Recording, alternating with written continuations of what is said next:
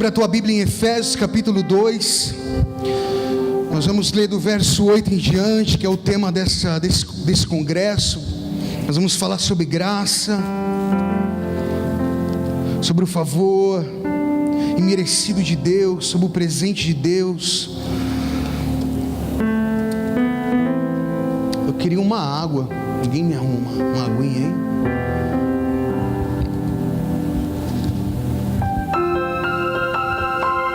Todo mundo achou?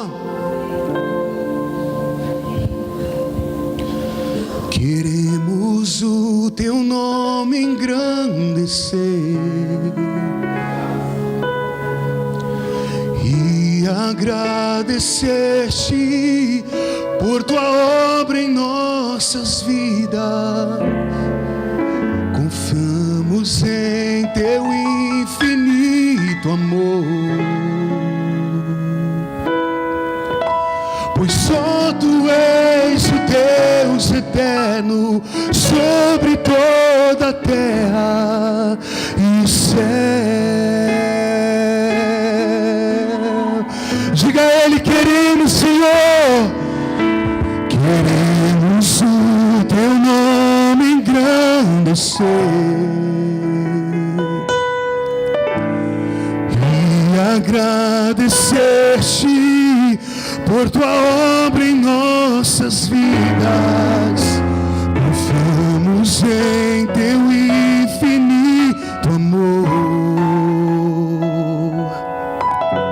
pois só tu és o Deus eterno sobre toda a terra e o céu. Diga a Ele que Ele é grande.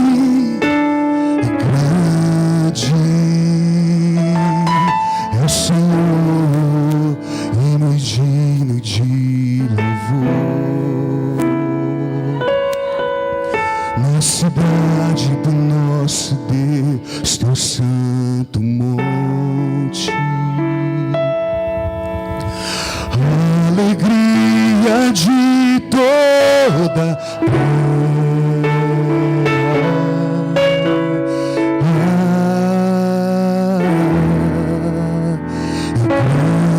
grande é o Senhor em que nós temos a vitória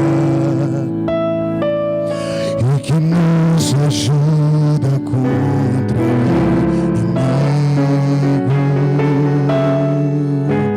Por isso diante dele nos prostramos.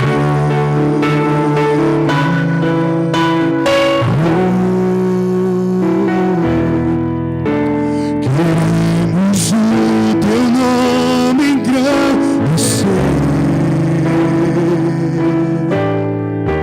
e agradecer-te por tua obra em nossas vidas.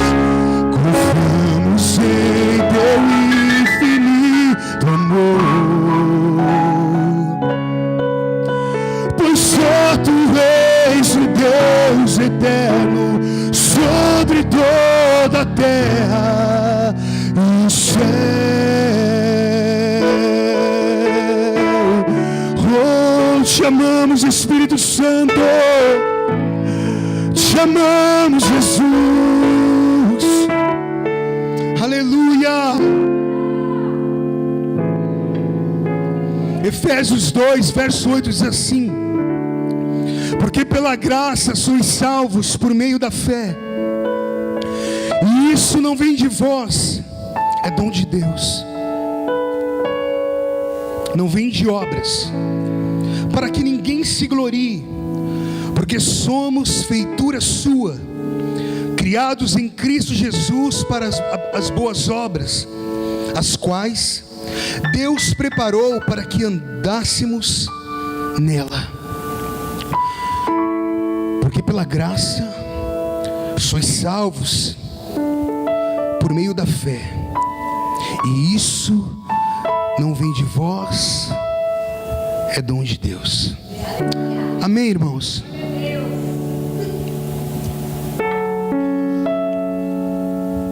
Nós seres humanos,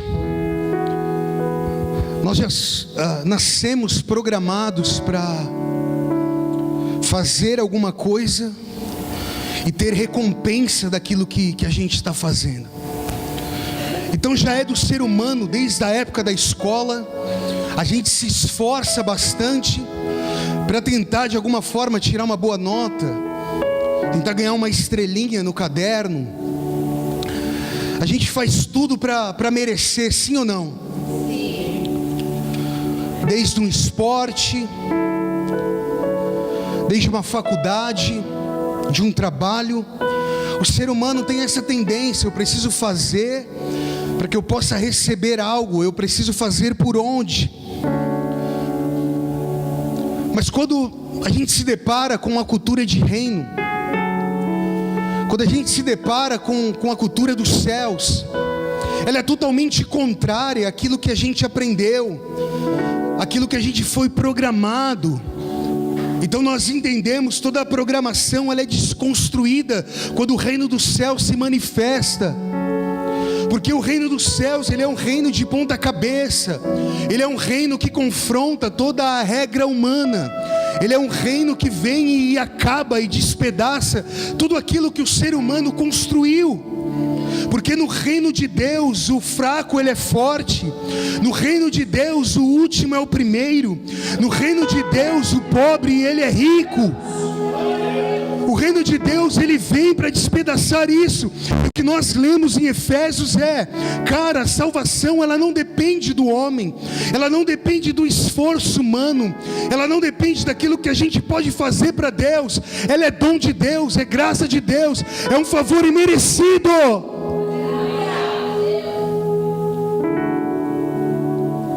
Eu queria dar só um complemento nesse texto.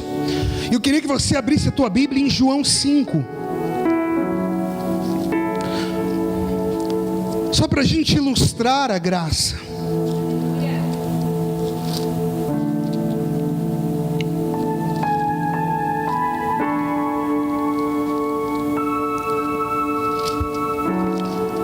Todo mundo achou aí João 5?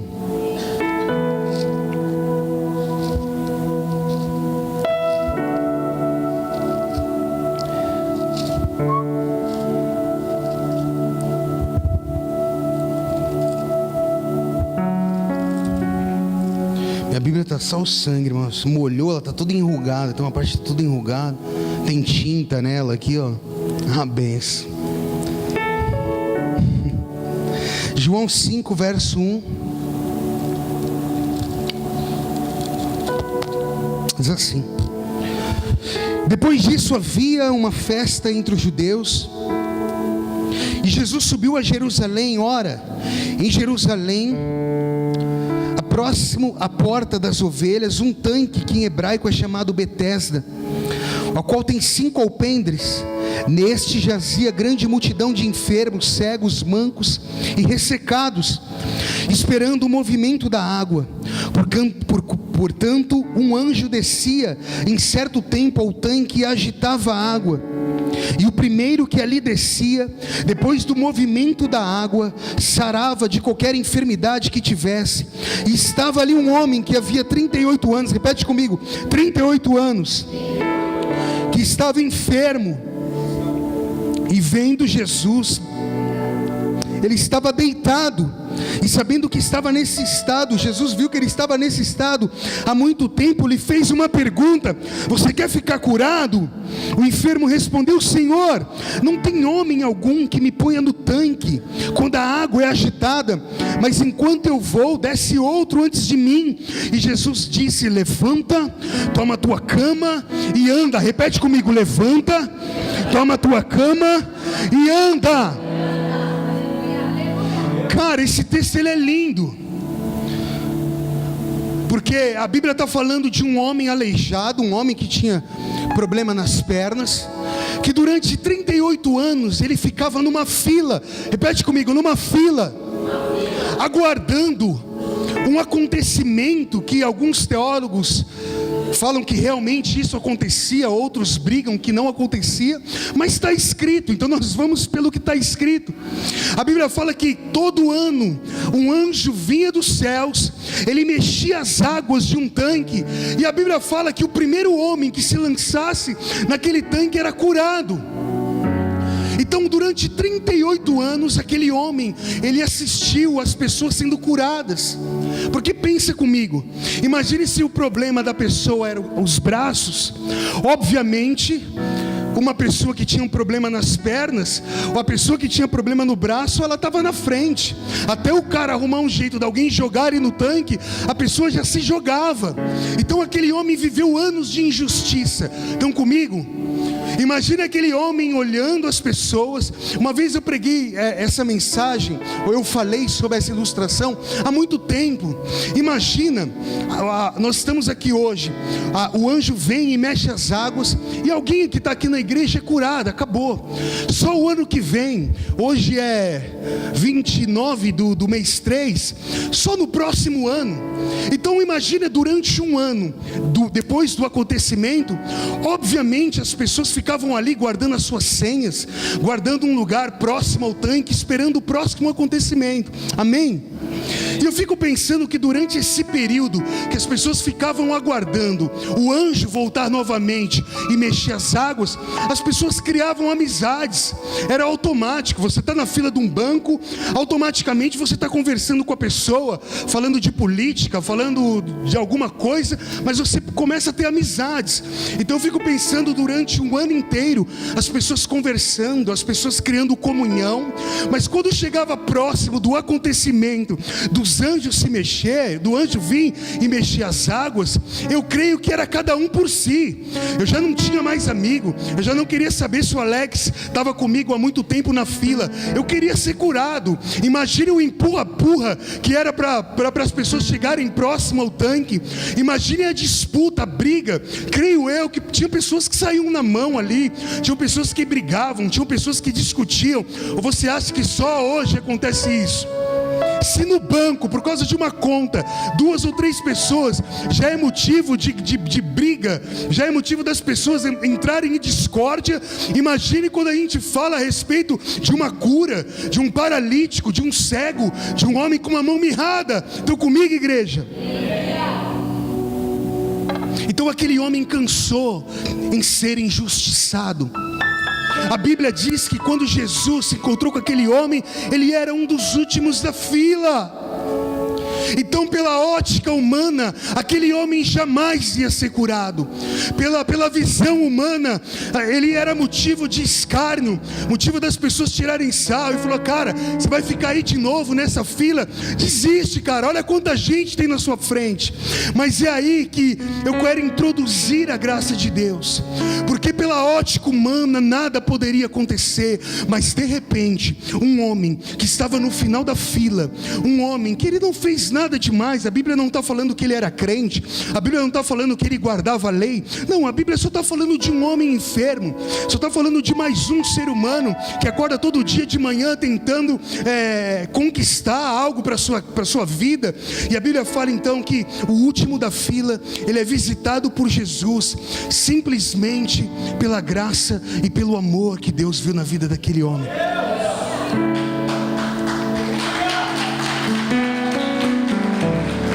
Aleluia.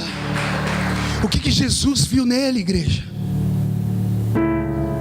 Não tinha nada de especial, não tem nada atraente.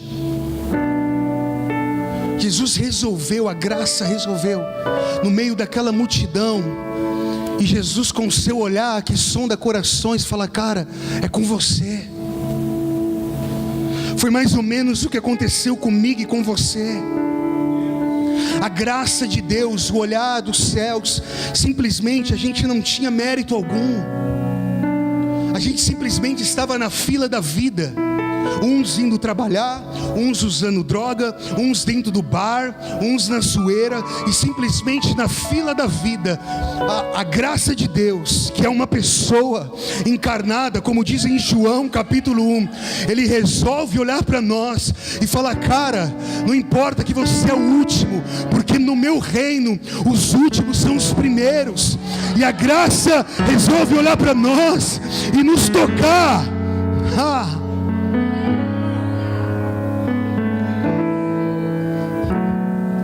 Jesus olha para ele e fala: o que você precisa, cara? Você quer ser curado?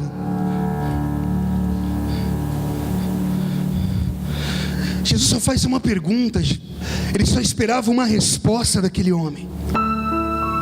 A pergunta que Jesus fez era mais ou menos assim: poxa, eu sei o que você tem passado.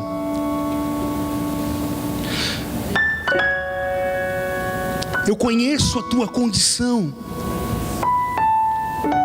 Mas é tempo de mudanças. É tempo de algo novo sobre a tua vida. É tempo de você desfrutar, cara, de algo novo.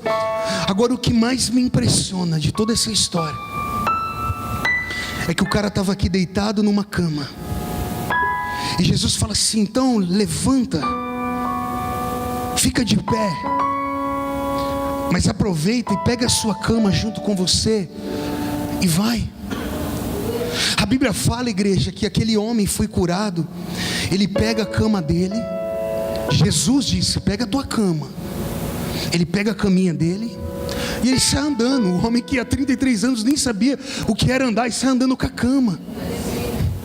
E esses dias eu estava em casa, eu falei assim: mas por que Jesus pede para o cara levar a cama? Qual era a finalidade? Ele não precisava mais ficar ali no chão. É porque todas as vezes que a graça nos alcança, Jesus faz questão da gente levar as nossas camas juntos, para que nós venhamos lembrar quem nós éramos no passado. Aquele homem, era como Jesus falava assim: leva a tua cama. Porque vai chegar um dia que você vai até se esquecer do milagre, mas todas as vezes que você olhar para a cama, você vai recordar que a graça um dia te alcançou, e que você não fez nada, você não fez absolutamente nada por ela, ela simplesmente te alcançou. Leva a tua cama, para que um dia você vai andar nas ruas e você vai passar pela fila que um dia você estava. Mas quando você tem cama junto com você, você vai olhar para a fila que um dia você estava lá, e você não vai acusar, você não vai jogar pedras, você não vai olhar com um olhar de discriminação, porque você vai lembrar: um dia eu estava nessa fila, um dia eu carecia dessa graça, e um dia eu fui encontrado pela graça de Deus.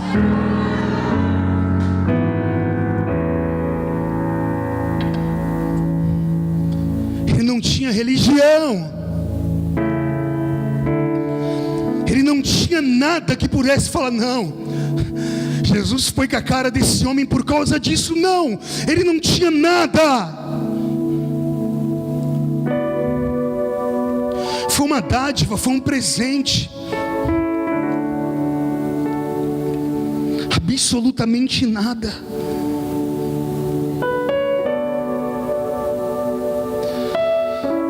Uma coisa é a gente saber sobre graça, igreja. Outra coisa é a gente viver a graça, entender a graça, desfrutar da graça.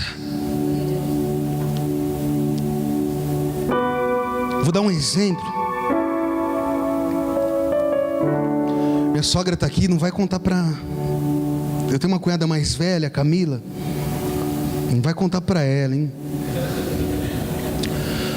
Eu lembro que ela é toda revolucionária, tem aquela coisa de fazer diferente, aí participa do grêmio da escola. Aí teve uma época que ela estava falando a respeito de política. E ela criou um conceito de política tal, e você ia falar com ela, ela tinha todo um... Não, porque é isso, porque é aquilo, tal, e falava... Só que, qual é o mal dessa geração, da nossa geração?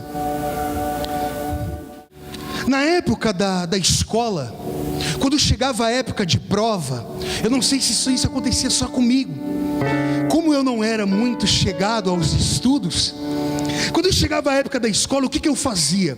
Eu pegava todas as perguntas da prova. Quem foi Marechal? E aí eu gravava todas as respostas. Marechal foi fulano de tal, nasceu tal, tal, tal, tal. E aí eu gravava, eu era um robozinho e gravava todas as respostas que poderia cair na prova. E aí antes de chegar na prova, a gente ficava lá no pátio, e aí um fazia pergunta para o outro, mas não é porque nós entendemos a matéria, nós gravamos ela. A gente aprendeu a gravar, porque depois passava 2 semanas, a gente não lembrava mais. Só comigo acontecia isso? Então eu gravava, a gente gravava, parecia um robô. Então você pegava lá, quem foi, não sei quem foi, quando foi a Revolução Industrial, olha, aconteceu tal, tal, tal, tal. Mas passava um tempo, e eu não conseguia mais gravar aquilo, porque eu peguei uma informação, eu fiz dela uma verdade por um momento, por eu não ter uma experiência com aquilo. Eu transmiti aquilo, mas aquilo para mim era somente palavras. E aí você fala: Emerson, mas aonde você quer chegar? Todas as vezes que a palavra de Deus, ela é simplesmente uma informação, que a gente ouviu ela, trouxe ela como uma verdade, e nós transmitimos, é bênção, porque é uma palavra, é a verdade, é algo de Deus. Mas a coisa muda quando aquilo que é somente palavra se transforma em uma experiência que marca a tua vida. Eu vou te dar um exemplo. Eu sou novo, cara. Eu não gosto de falar na minha época, dá uma sensação de que eu não sou velho. Mas quando eu me converti, primeiro, ninguém andava com telefone igual hoje. Não tinha esse negócio de... Na época, acho que mais um pouquinho era o Orkut, mas não tinha muita relação. Pra gente ouvir um pregador de fora, você tinha que ir para a igreja, tinha que ir em algum lugar. Não tinha negócio do YouTube, várias mensagens, não existia isso. Eu lembro que tinha poucos ministérios de louvor, não tinha todo esse... Poxa, tem tanta música. E eu me recordo, uma vez quando nós ganhamos um CD, não lembro de quem, você lembra? Do Marco Feliciano. A gente nem sabia quem era, na época que ele estava queimando. Alguém deu um CD, a gente foi pro carro, lembra? Na rua, na João de Laede. Meu irmão, a hora que a gente colocou aquilo, a gente falava: que é isso, cara? A gente ficava no carro, o carro suando, e a gente ouvindo aquilo, porque não tinha acesso a tanta informação, ao YouTube. Então a gente tinha um evangelho de acordo com aquilo que a gente aprendia, vivendo, quebrando a cara. Só que hoje a nossa geração, ele fala assim: cara, eu quero saber sobre teologia. Ele vai lá e digita, tem estudo. Eu quero falar sobre o Espírito Santo. Hoje você consegue tirar uma pregação, o Google consegue pregar para você, e você pregar para outras pessoas. Você falou: olha, eu quero falar sobre batismo. Você vai lá, digita, em alguns minutos você tem uma informação de batismo, e você pode transmitir a informação do batismo. Quem está comigo? Só que são só apenas informação que eu trouxe para a minha vida como verdade, transmito isso para as pessoas, mas isso eu não tenho relação com essa palavra. Eu não mergulhei nela, eu não tive experiências com ela. Então eu começo a olhar Jesus com uma ótica de outra pessoa. Eu crio o meu evangelho de acordo com a forma que alguém me ministrou. Eu começo então a falar de um Jesus, eu começo então a falar de um evangelho que eu ouvi alguém dizer, e aí porque eu gostei daquilo, eu transmito aquilo para mim, e aí eu começo a falar também a respeito daquilo, mas somente palavras. Eu não posso ter um Jesus eu não posso ter uma relação com esse Jesus com a ótica de uma outra pessoa.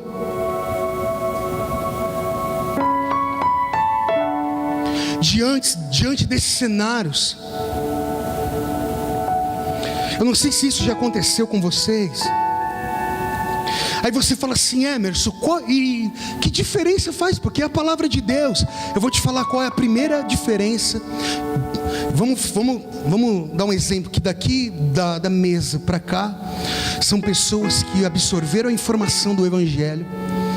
Então elas falam do Evangelho, elas falam do Cristo, elas cantam o Cristo, mas é uma palavra. E desse lado aqui são pessoas que ele tem um Jesus, não porque pela ótica de um homem, ele teve um encontro, foi real. E aí chega o problema, a dificuldade, chega a tempestade, chega os dias maus. Por que é que alguns conseguem durante tantos anos continuar queimando na igreja? Por que é que um grupo de pessoas conseguem ainda permanecer firme, com paixão pela presença? Você já parou para se perguntar? É porque a letra, a informação, ela não vai conseguir te sustentar nos dias ruins. Porque aquilo é somente uma informação que você criou como verdade e transmitiu, mas aquilo não é uma experiência viva. Uma coisa, igreja, é eu falar para vocês assim: ei, o Senhor é o meu pastor e nada me faltará. Repete comigo: o Senhor é o meu pastor e nada me faltará. É bonito ou não é? É lindo. Tem quadro, tem Bíblia aberta, é lindo, é um salmo, é uma palavra linda. Agora, meu irmão, eu me lembro uma vez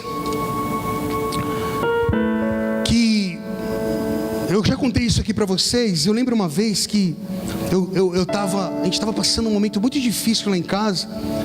Meu padrasto, ele jogava na época e, ele torrou todo o dinheiro do Natal. Torrou todo o dinheiro. E aí, cara, a gente tava em casa e a gente ficava ali naquela chapação dentro do carro. E aí compartilhei com o Danilo, com os 6. E aí, um dia de manhã e tal, os caras param o carro na porta de casa. Lembra, Danilo? Aí os caras chegam com a compra. E aí, Mar? Eu falei: nossa, cara, antes eu tinha só a informação, mas quando essa verdade dessa palavra, ela se materializa e ela começa a ser uma verdade na sua vida, você nunca mais vai dizer que o Senhor é meu pastor e nada me faltará, só pela uma informação que você ouviu. Porque você fala: não, cara, eu vivi isso. Isso é uma realidade na minha vida. Não é uma teoria. Não é porque eu vi um pastor pregar num congresso e foi tão lindo a pregação. É porque eu vivi isso, cara. Eu lembro uma vez que eu estava com um pouquinho de dinheiro. Eu tinha arrumado o meu primeiro emprego depois da minha conversão. E aí eu falei assim: cara, eu oferto ou eu fico com o dinheiro? Mano, e na época eu estava tão desprendido, eu falei: eu vou ofertar. E eu lembro que eu ofertei meu único dinheirinho e fui trabalhar. Cheguei na porta do elevador. Quando eu cheguei na porta do elevador, sabe quando a porta abre, as pessoas já entraram e já tem um segurando para você poder entrar? Eu lembro que quando eu estava chegando, eu olhei para o chão, tinha um dinheiro no chão. Eu falei assim: eu peguei a grana, entrei dentro do elevador. Aí eu perguntei pro pessoal: pô, é seu? É seu? E aí o pessoal: não é meu não. E aí ninguém respondeu: não é meu, não é meu. Cara, eu lembro que quando eu peguei aquele dinheiro, foi a quantia do que eu tinha depositado no culto da igreja num dia anterior. E aí quando alguém fala para mim que o Senhor é o meu pastor e nada vai me faltar, não, eu não ouvi ali não foi algo que eu vivi isso, foi uma palavra que saltou, foi real, foi vivo. Uma coisa a gente ouve nas canções: quando eu estou fraco, é aí então que sou forte. Quem já ouviu esse versículo? Uma metade dele.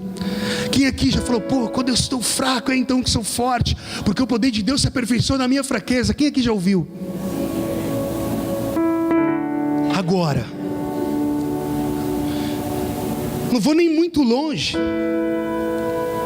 eu vou contar porque a gente estava no carro falando a respeito disso. Mas o ano passado, irmãos, a gente estava na formatura da minha sobrinha. A minha esposa me procurou. Ela falou assim: meu, não vai acreditar, meu. Eu falei: fala. Ela falou assim: caramba, eu fiz o exame de gravidez, deu positivo. Mano, e na hora, né, mano, que você está ali na festa e tal, eu falei: pô, glória a Deus. E aí fica aquela alegria tal, né? Você já começa a fazer planos, cabeça a milhão. Aí fomos no médico, cara. Vamos no médico. Só que quando a gente chegou lá, mano, a gente pegou um médico sem sensibilidade nenhuma. Ele fez a ultrassom. Não tô vendo nada aqui não tem nada, bem assim, duro, cara. E aí, meu, a gente saiu tal, vou resumir. E a gente descobriu que a minha esposa teve uma gravidez ectópica, que chama? Ectópica. É muito raro, é fora do útero, ou no colo do útero. Mano, e foi uma bomba, velho, que eu falei: meu Deus. E aí passou por todo o processo, ela ficou internada. E aí eu dormi no sofazinho, ela lá. E aí a correria estava tão grande que eu esqueci que eu tinha escala no domingo. Eu precisava ministrar domingo. E aí não tinha mais tempo de eu ligar para algum irmão e falar assim: meu, alguém me cobre. E eu falei assim: eu vou pregar, eu vou fazer a obra, Deus me chamou para isso. E aí, mano, você todo arrebentado, cara. E aí você pega o microfone e de repente vem um frescor que você fala: meu, da onde que vem isso? De repente uma graça te visita, uma glória de Deus te toma, e ela começa a te encher. Caramba, aí você começa a entender que esse versículo, que quando você está fraco, é aí então que você é forte. Não é uma informação que alguém falou para você, é algo vivo. A Bíblia começa a saltar, e as palavras que estão escritas, ela começa a ser uma verdade em você. E aí você começa a falar: quando estou fraco, é aí então que eu sou forte. Aí você conta e as pessoas falam assim: poxa, mas você está bem? Fala: sim, eu estou bem. Porque a minha fé, ela não está baseada naquilo que um dia eu ouvi. Eu sei que um dia eu estava na fila da vida, eu tive uma experiência, não foi com simplesmente uma mensagem. A própria graça encarnada um dia se apresentou a mim. E todas as vezes que eu passo por lutas e adversidades, eu olho para a minha vida, eu tenho uma cama que eu carrego até hoje, eu tenho uma marca do dia que Ele me chamou, eu tenho uma marca que um dia Ele me selou para a redenção do teu sangue. E todas as vezes que eu preciso receber força dos céus, eu lembro do dia em que a graça me alcançou na fila da vida.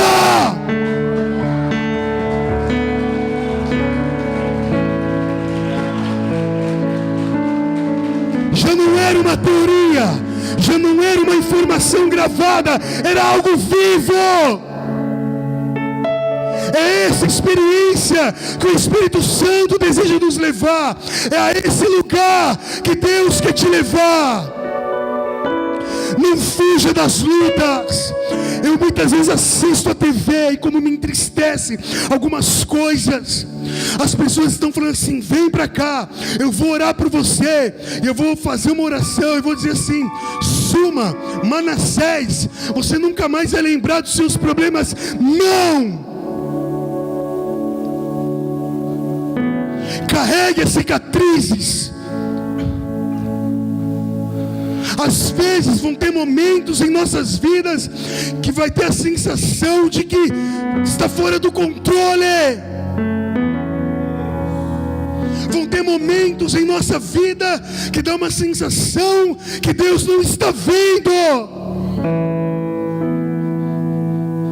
Vão ter situações em que nós passamos e a gente vai falar: meu Deus, como que eu saio dessa? Mas se a história que você lê, ela começar a saltar em você, e quando ela começa a passar a ser verdade na sua vida, é por isso que eu falo para as pessoas: se você está enfermo, segura firme, cara. Segura firme, porque se for plano de Deus para a tua vida, essa enfermidade ela só vem para te fazer uma pessoa mais forte. Se o teu problema é esperar uma pessoa se converter, se o teu problema é: cara, eu tenho orado tanto por uma pessoa, eu tenho clamado tanto por uma pessoa, se essa é a tua luta, segura firme, porque às vezes são situações como essa que Deus quer te forjar como um guerreiro, como uma guerreira, para que quando você sentar com uma pessoa que está passando por um problema, que um dia, hoje, você tem uma cama em suas mãos, você vai ter propriedade para dizer para aquela pessoa: escuta, o meu Redentor, Ele vive. Você vai ter autoridade de olhar nos olhos daquela pessoa dizendo assim: eu sei como que é passar por vale, eu sei como que é passar por situações que muitas vezes nós não queremos passar, mas eu tenho uma palavra para a tua vida, meu irmão. Ele é o socorro bem presente na angústia. O Senhor é bom, uma fortaleza num dia da angústia, e conhece os que confiam nele. Aleluia! Pode ser que o teu problema hoje seja uma síndrome do pânico. Pode ser que o teu problema hoje seja uma depressão. Às vezes você está me ouvindo, está assistindo, e às vezes o teu problema é uma crise. Você já foi em médicos, já foi em tantos lugares, e parece que não tem diagnóstico, e você fala: o que está acontecendo comigo? Essa enfermidade não vem para te matar, ela vem para que Deus possa manifestar o poder e a graça dele na tua vida, na tua casa, na tua família. É você se sentar com uma pessoa e falar: vou me entregar ao remédio. Você fala: olha, não se entregue a isso, porque eu vim desse vale, eu tenho marcas, eu tenho cama, eu tenho experiência daquilo que eu estou te falando.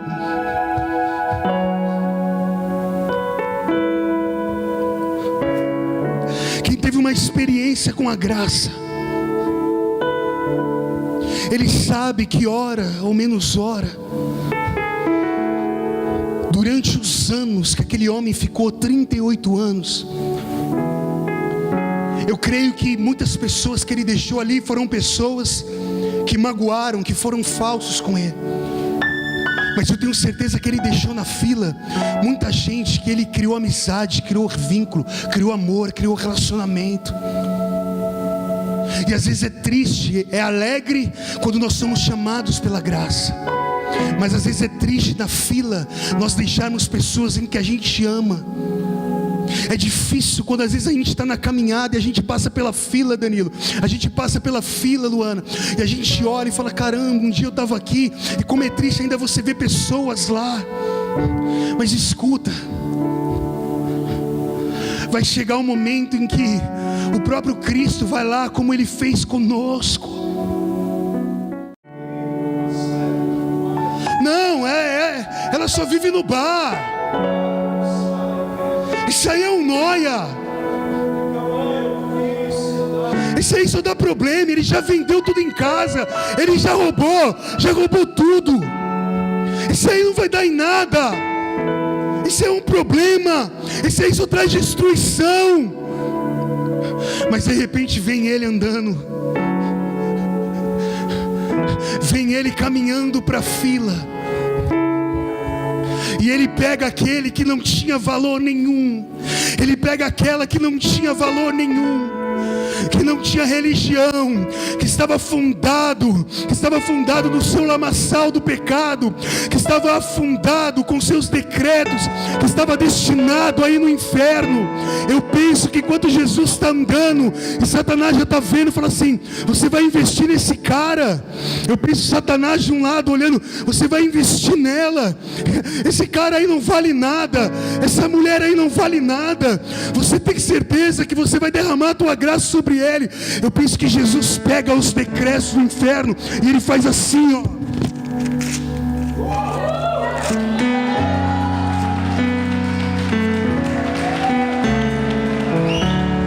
É a graça de Deus, é o favor imerecido. Oh, aleluia! Nós fomos salvos pela graça, igreja. Nós somos salvos pela graça. Se hoje eu e você estamos aqui dando glória a Deus, foi por causa desse amor. O salvo sempre tem uma palavra de conforto. O salvo, ele sempre tem uma palavra de encorajamento. O salvo, ele sempre ajuda, ele não espalha. O salvo, ele não enxerga problemas, ele vê solução.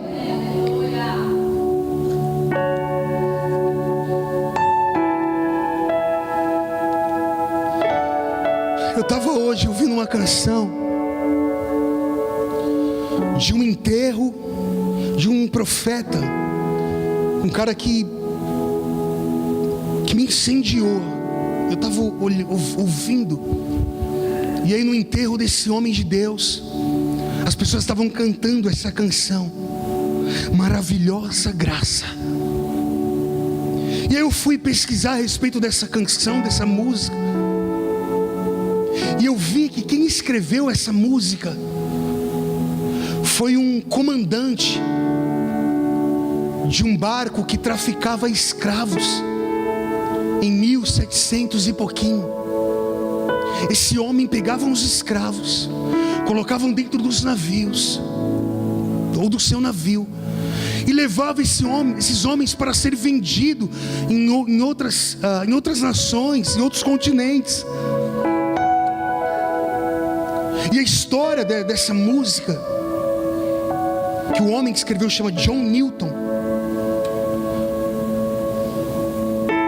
Esse homem fez tanta coisa errada. Ele participou de massacres contra homens, contra mulheres. Só que um dia esse homem ele foi impactado. Um dia na fila da vida, esse homem recebeu uma visitação da graça de Deus. E aí, quando estavam cantando essa música no velório, eu fui pegar a tradução dessa música em português, que ela fala assim, ó: maravilhosa graça, ó quão doce é o som, que salvou o miserável como eu. Eu estava perdido, mas agora eu me encontrei. Eu estava cego, mas agora eu vejo. Quando estivermos lá há mais de 10.000 anos, brilhantes como a luz do sol, não teremos menos dias para cantar louvores a Deus do que quando começamos no princípio. Por meio dos perigos, labutas, armadilhas, eu jamais passei. A graça de Jesus me trouxe seguro, tão distante, e a graça me levava direto para casa. Oh, maravilhosa graça, quão doce é o som, que salvou um miserável como eu. Eu estava perdido, mas agora eu me encontrei. Eu estava cego, mas agora eu vejo.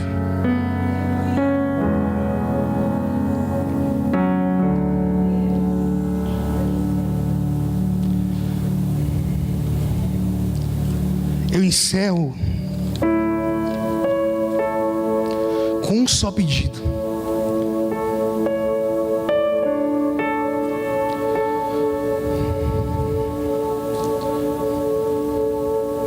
Não fuja das experiências que Deus vai causar em tua vida, sendo elas aparentemente boas ou ruins. Porque isso serve para nos fortalecer, para nos forjar, para nos alimentar, para nos tornarmos pessoas fortes. E quando você menos esperar, você vai ver que aquilo que você passou era simplesmente uma luta, mais um problema, mais um detalhe. Mas quando você entende a tua salvação,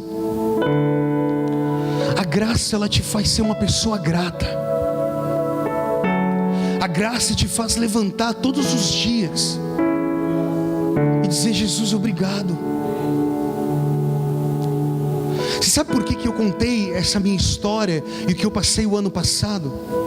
Porque o cristão, nós aprendemos a dar testemunho só quando acontece. Eu vou esperar a hora que aconteceu. Aí você fica assim: não posso falar. A gente traz coisas do mundo, fala assim: não posso falar, vou ficar aguardando. A hora que falar, eu vou dar um testemunho poderoso. Sabe por que não? Eu estou contando isso para vocês com a plena convicção de que aquele que começou a boa obra, ele é fiel e justo para terminar. E vou voltar aqui, cara. Vou voltar com os meus pretinhos, com os que a gente vai adotar. Porque eu vou adotar também, irmão. Vou adotar. E se Deus me der graça, me der recurso, eu vou ter uma casa com um monte de gente. Comprar uma perua, uma Kombi. E vai ser uma tribo, cara. Vai. E às vezes Satanás, ele sobra e fala assim: você vai falar, e se não, eu tenho a plena convicção. Às vezes hoje você está doente, você está passando por um problema, e às vezes você fica com vergonha de compartilhar, fala: não. Às vezes o que você está passando hoje pode ser cura para a pessoa que está do seu lado. E às vezes você fica esperando: não, quando Deus restaurar 100% eu ministro. Você não precisa, cara. Porque às vezes é no teu deserto que Deus vai usar para que você seja manancial. E aí você não vai entender nada. Fala: caramba, eu estou seco também. Eu estou passando pelo mesmo problema. Quem aqui já passou isso? Às vezes a pessoa vem falar com você, você está com um maior problema financeiro, e a pessoa fala assim: irmão, ora por mim, eu estou com um problema financeiro. E você fala: caramba, você tinha que orar por mim, você pensando. Mas na hora que você ora pelo aquele irmão, parece que um rio de águas vivas, ele foi dentro de você, e você começa a ser um manancial de Deus para a vida daquela pessoa. E aí você começa a entender o que é a graça, e fala: não depende de mim, não depende da condição que eu estou vivendo, mas depende do que essa palavra diz.